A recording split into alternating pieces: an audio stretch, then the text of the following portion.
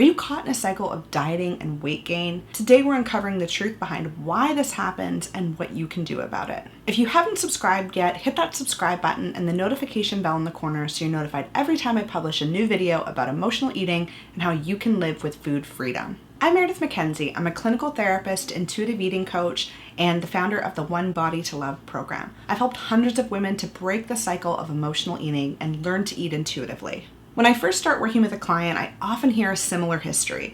They started their weight loss journey, things were going pretty well for a while, they felt empowered, excited, and the weight started to come off. Until it didn't, and maybe they started to regain the weight. And for most people, dieting or weight loss attempts usually loosely involve some kind of caloric restriction and increase in movement. And the math makes sense, right? Calories in versus calories out. It's what your family practitioner or other health provider is suggesting to you. It's all over the internet. And even family members will say this is the tried and true way of losing weight. So why do you start gaining the weight back? Are you doing something wrong? No. Well, the first reason is your metabolism has likely slowed down. Your metabolism is your body's ability to take calories and burn it into fuel to keep your body going. Before there was keto and intermittent fasting, there was this wild thing called evolution.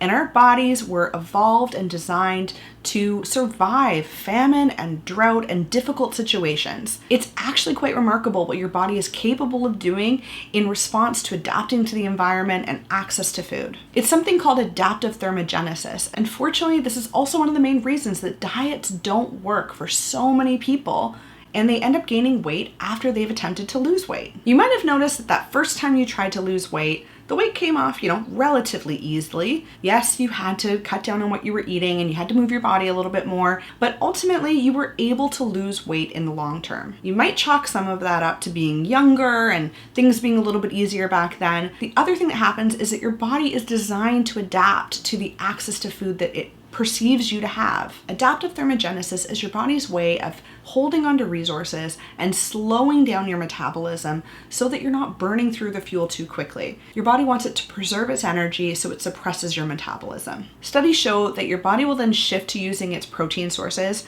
which uses up the lean masses in the body rather than fat. So overall, the body reduces its metabolic rate, and you would hope that it would catch up when you stop the diet or eventually go off.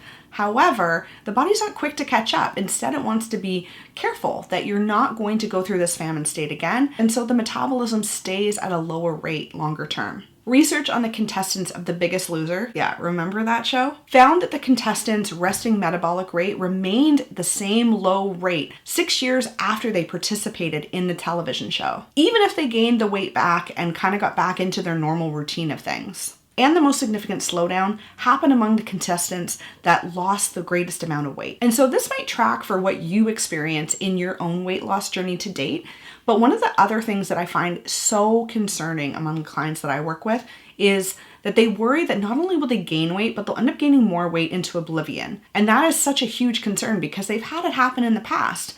Again, the reason for this is that you are more likely to gain weight after you've had any kind of diet or restriction, and then some. Research shows that 95% of diets don't work, which means that the majority of people end up gaining weight back. However, 2/3 of dieters end up actually gaining more weight back than they originally lost, or what was their starting weight in the beginning, within a 4 to 5 year period. Does that sound familiar to you? Remember when you lost all that weight, you worked so hard for it, and then it gradually creeped back on? Dozens and dozens of research studies exist to demonstrate that diets in the long run are not sustainable. And unfortunately, you are a part of a culture that is willing to take your money and convince you that this diet's going to be different. So I really hope that this is hitting home for you, that if you have gained weight after any form of restriction, any weight loss attempts, that it's not your fault, you're not doing anything wrong, your body is actually working the way it was designed to. Now, I want to hear from you. What is the biggest disappointment that you have experienced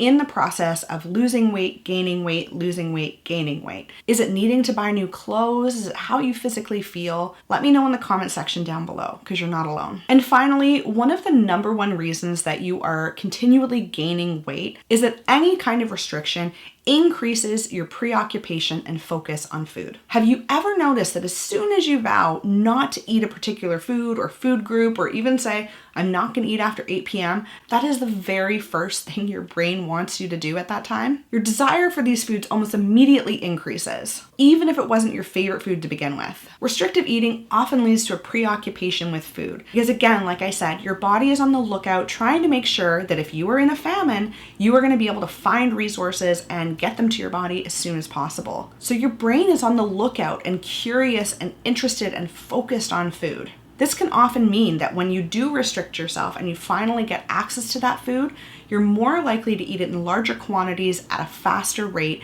and a lot of people will report overeating or even binge eating in these situations. If you've ever heard of the Minnesota starvation diet, it was a research study that was done back in the 1940s on soldiers, and they put them on a pretty typical restriction diet that you and I might have gone on many times ourselves. The men in this study were on their diet for a 6-month period. Throughout this period, the men became hyper-focused on food, sometimes sneaking food or even overcompensating for what they were eating with exercise, and then were permitted to regain weight and eat as they would typically. And their focus and drive for food only continued even after they had been restored to their initial weight. So you might be watching this video and thinking, well, okay, that sounds like me, but what do I do about it? Well, I have a solution.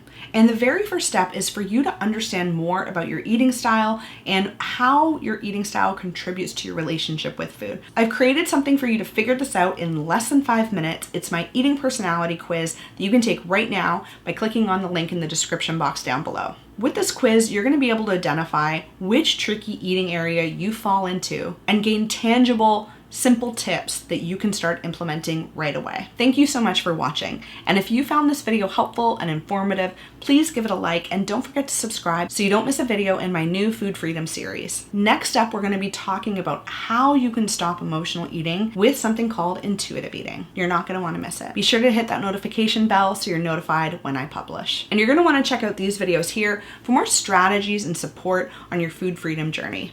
I'll see you in the next video.